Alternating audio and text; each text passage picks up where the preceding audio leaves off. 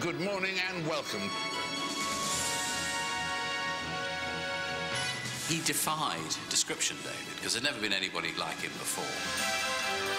He was the only person to interview 8 British Prime Ministers and 7 consecutive US presidents.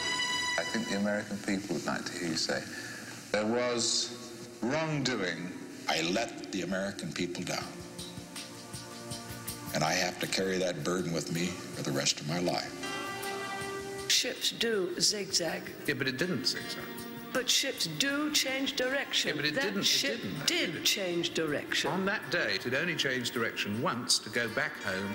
Both you and he are greatly men of faith. Do you pray together? Pray together? How do you mean? I think David was motivated by insatiable curiosity. Everything he saw interested him. I have no moral responsibility. No moral. You have total moral responsibility. I beg your pardon. All these people. They said, we're confident that we can save everybody below the fire.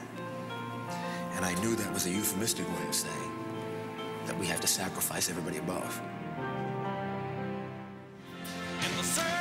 I just felt getting into television, this is home. You know, I really did. It was an extraordinary feeling. Are you with us now, or are you on Concord? No, I'm there. Hey?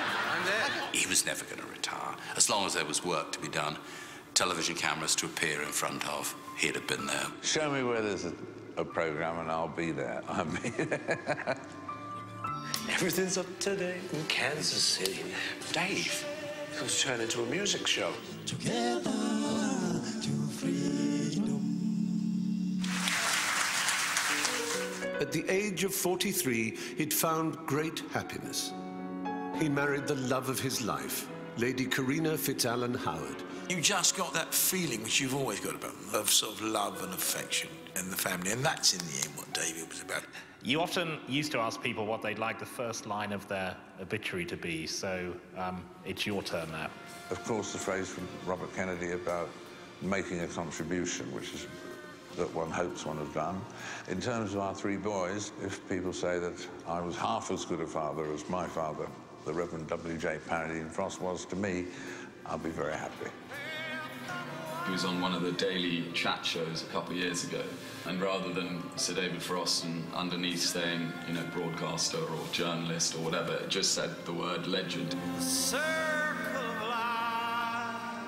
Top of the morning. Good morning.